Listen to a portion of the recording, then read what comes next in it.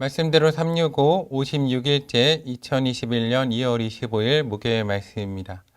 오늘 하나님께서 저에게 주시는 말씀은 민수기 32장에서부터 33장까지의 말씀입니다. 민수기 32장 1절의 말씀을 살펴보면 이렇습니다. 르우벤 자손과 갓 자손은 힘이 많은 가축들을 가졌더라. 그들이 야셀 땅과 길르앗 땅을 살펴본 즉 그곳은 묵축할 만한 장소인지라 라고 기록되어 있습니다. 르우벤 자손과 갓 자손은 요단강 동쪽 땅이 목축하기에 적합한 장소임을 보고 모세와 제사장 엘라살과 회중 지휘관들에게 그 땅을 소유로 주시고 그들로 요단강을 건너지 않게 할 것을 간구합니다. 이에 모세는 민수기 32장 6절에 갓 자손과 르우벤 자손에게 너희 형제들은 싸우러 가거늘 너희는 여기 앉아 있고자 하느냐 라고 말을 하면서 그들이 요단을 건너 가나안 땅에 들어가지 않음으로 말미암아 이스라엘의 다른 지파들이 낙심할까 염려합니다. 이에 민수기 32장 16절 이하의 말씀을 보면 르우벤과 갓 지파는 자신의 가축을 위하여 우리를 짓고 자신의 아이들을 위하여 성읍을 짓고 자신들은 무장하고 이스라엘 자손을 그곳까지 인도하기에 앞서가고 이스라엘 자손이 각기 기업을 받기까지 집으로 돌아오지 않겠다는 약속을 모세 앞에 합니다. 이에 모세는 그들에게 요단 동쪽의 땅을 소유하여 가질 것을 허락합니다. 민수기 32장 말씀을 통해서 우리는 이스라엘 백성의 지경을 더욱 넓혀주시는 하나님의 역사에 대해서 생각해 볼 수 있습니다. 그리고 하나님께서는 백성들의 부족한 마음과 그들의 소망에 대해서도 외면하지 않으시는 하나님이심을 우리는 또한 생각해 볼 수 있을 것입니다. 그럴 또한 우리가 생각해 볼 것은 은혜 가운데에서도 성도는 그 은혜를 받음으로써 자기 자신만을 생각하는 것이 아니라 공동체를 생각하며 하나님께서 세워가시는 공동체를 하나님과 함께 동행하며 하나님이 원하시는 대로 그 공동체를 세워가는 사역을 함께 감당해야 된다는 것도 생각해 보아야 될 것입니다. 하나님께서 우리의 마음의 소원을 들어주셨듯이 우리는 또한 우리 공동체의 누가 되지 않도록 르우벤 자손과 갓 자손처럼 솔선수범하여서 부족한 우리 자신을 하나님의 은혜에 보답할 수 있도록 정말로 주신 은혜 가운데 살 수 있는 주님의 일에 앞선 사람들이 되어야 될 것입니다. 이어지는 민수기 33장 1절과 2절의 말씀을 살펴보면 이렇습니다. 모세와 아론이 인도로 대오를 갖춰 애굽을 떠난 이스라엘 자손의 노정은 이러하니라. 모세가 여호와의 명령대로 그 노정을 따라 그들이 행진한 것을 기록하였으니 그들이 행진한 대로의 노정은 이러하니라. 모세는 여호와 하나님의 명령대로 그 노정을 따라서 그들이 행진한 것을 기록합니다. 오늘 기록의 목적은 무엇입니까? 바로 기억하는 데 있습니다. 과거를 돌아보면서 그들의 발자취를 기억하고 이스라엘 백성이 또한 그들의 선조가 잘한 것은 본받고 또한 잘못된 것은 반면교사를 삼는 데에 그 기록의 목적이 있을 것입니다. 이스라엘 백성은 애굽의 종살이를 떠나서 광야 생활을 통해서 변화되어가는 하나님의 백성이 되어가는 그러한 과정을 기억하여야 했습니다. 그리고 그 기억의 목적은 바로 그들이 차지할 가나안 땅에서 하나님의 백성으로서 하나님의 나라를 건설하는데 그 목적이 있었음도 그들은 기억해야 할 것입니다. 바로 민수기 33장 50절 이하에서 하나님께서는 그들이 광야의 여정을 기억하여서 앞으로 그들이 얻게 될 가나안 땅에서 어떻게 행하여야 할지에 대해서 그들 가운데 말씀하여 주고 계십니다. 그들은 그 땅을 얻고 그 땅을 점령하고 그 땅에 거주할 때 그들은 그 땅의 원주민들을 그 땅에서 다 몰아내야 했습니다. 그리고 그들은 그 새긴 석상과 보호마드 우상을 다 깨트려야 됐고 산당을 다 헐어야 했습니다.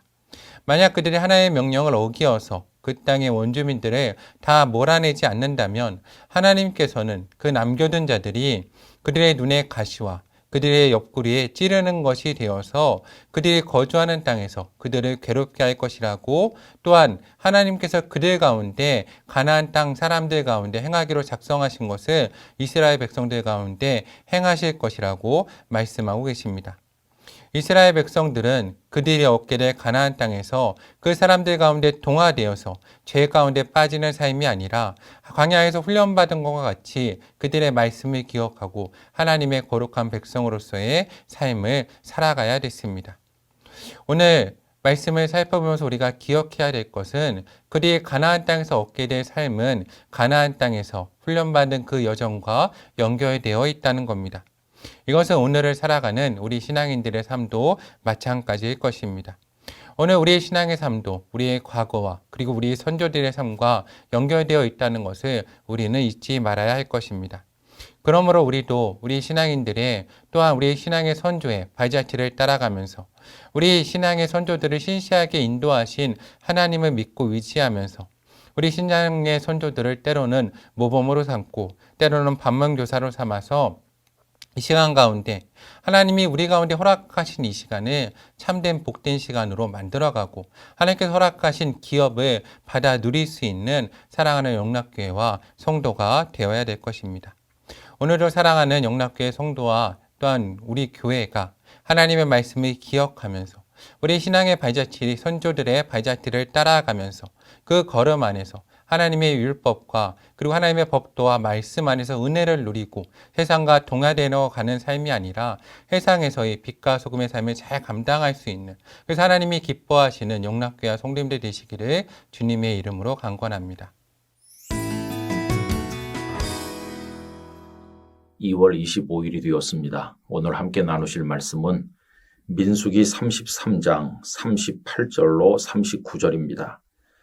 이스라엘 자손이 애굽 땅에서 나온 지 40년째 5월 초하루에 제사장 아론이 여호와의 명령으로 호르산에 올라가 거기서 죽었으니 아론이 호르산에서 죽던 때의 나이는 123세였더라. 아멘. 오늘 읽은 말씀은 모세의 형님이었던 아론의 죽음을 보여줍니다. 아론은 모세보다 3살이 더 많은 형이었습니다. 여러분, 아론이 처음 등장한 것은 하나님께서 떨기나무 불꽃 가운데서 모세를 부르신 그 이후입니다. 모세가 하나님의 명령에 순종하기를 처음에는 거부했지요. 그래서 애굽에 가서 내 백성을 건지라 말씀해도 그는 자신은 말할 줄을 모릅니다 라고 했었습니다. 그때 하나님께서 말 잘하는 네 형 아론이 있지 않느냐 하면서 아론을 모세의 대변인처럼 보내주신 것입니다. 그때 아론이 등장을 해서 늘 모세 곁에 아론이 있었습니다. 모세와 함께 바로왕 앞에 서고 백성들 앞에 서서 인도하였습니다. 그렇게 모세와 함께 모세의 오른팔이 되어 주었던 형 아론인데 나중에는 아론이 치명적인 잘못을 저지르기도 하지요. 여러분, 그가 저지른 잘못은 금송아지 우상을 만드는 데 앞장선 것입니다. 모세가 하나님의 부르심을 받아 시내산에 올라간 이후에 백성들은 모세가 보이지 않자 당황했는데 그때 아론이 백성들에게 금부치를 모아서 금송아지 우상을 만들고 하나님처럼 금송아지 우상을 섬기게 하는 씻을 수 없는 큰 죄를 저질렀습니다.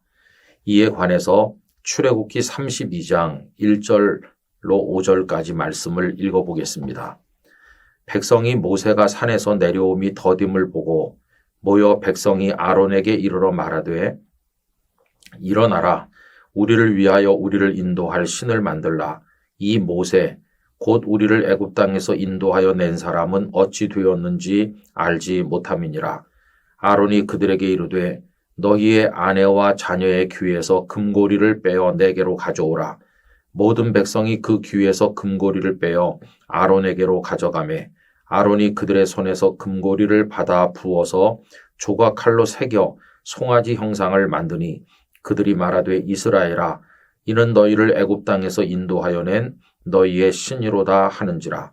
아론이 보고 그 앞에 제단을 쌓고 이에 아론이 공포하여 이르되 내일은 여호와의 절일이니라 하니. 여러분, 이게 아론이 지은 큰 죄였습니다. 그러면 아론이 어떻게 되어야 마땅합니까? 하나님의 무서운 징벌을 받아야 마땅하지요. 그래서 백성들보다 제일 먼저 하나님의 진노를 받아야 마땅한 사람이 아론입니다. 그런데 어떻게 되었나요?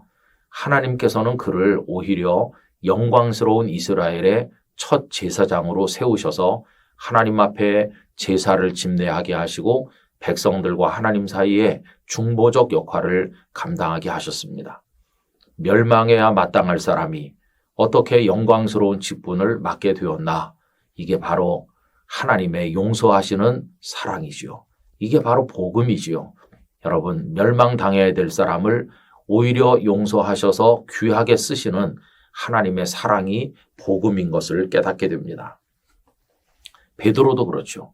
베드로는 예수님을 모른다고 3번이나 말했어요. 당장 내치셔야 될 것 같은데 우리 주님께서는 베드로를 사도로 세우시고 내 양을 먹여라, 내 양을 쳐라 이렇게 맡기지 않으셨습니까? 바울 사도도 똑같습니다. 그는 핍박자였었는데 죄인 중에 괴수라고 스스로 고백하는 사람인데 그를 충성되이 여겨 직분자가 되게 하셨죠. 디모데전서 1장 12절로 15절을 읽어드립니다. 나를 능하게 하신 그리스도 예수 우리 주께 내가 감사함은 나를 충성되이 여겨 내게 직분을 맡기심이니 내가 전에는 비방자요 박해자요 폭행자였으나 도리어 긍휼을 입은 것은 내가 믿지 아니할 때에 알지 못하고 행하였음이라. 우리 주의 은혜가 그리스도 예수 안에 있는 믿음과 사랑과 함께 넘치도록 풍성하였도다. 미쁘다 모든 사람이 받을 만한 이 말이여 그리스도 예수께서 죄인을 구원하시려고 세상에 임하셨다 하였도다. 죄인 중에 내가 괴순이라. 바울은 자신이 용서받을 수 없는 죄인이요 죄인들 중에서도 괴수라는 것을 잘 알고 있었습니다.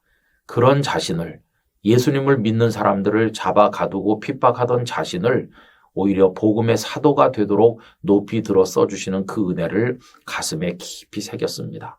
그래서 그는 충성하고 생명까지 들여 헌신한 것입니다. 여러분, 우리들이 오늘날 주님의 사람으로 살고 있지요. 저같이 부족한 사람은 목사가 되어 살고 장로님, 권사님, 안수집사님, 집사님 많은 직분자로 성도로 부르심을 받았는데 이게 자격이 있어서 된 일인가요? 그렇지 않습니다. 우리들은 하나님의 진노를 받아 마땅한 죄인인데 하나님께서 우리를 용서하시고 구원하셔서 써주신 것입니다. 이 은혜의 감격이 우리 마음속에 한시도 사라지면 안 됩니다. 절대로 교만하면 안 됩니다. 언제나 겸손하게 이 은혜에 감격하면서 주신 바 사명에 대해서 충성해야만 되겠습니다. 이런 마음으로 하나님을 섬기는 우리 모두가 되기를 원합니다. 고귀하신 예수 그리스도의 십자가 보혈로 저희들의 흉악한 죄를 씻으시고 멸망당에 마땅한 저희들을 오히려 높여 하나님의 사람이 되게 하여 주신 아버지 하나님이시여 그 은혜와 그 사랑을 감사드리고 찬송을 올려드립니다. 저희로 하여금 이 은혜를 가슴속에 품게 하시며 한순간도 망각하지 않게 하시며 절대로 교만하지 않게 하시며 어떤 죄인이었었는가를 잊지 않게 하시고 구원하시고 세워 쓰시는 하나님의 은혜를 찬송하며 온 힘과 온 마음을 다하여 충성하게 하여 주시옵소서. 예수님의 이름으로 기도하옵나이다. 아멘.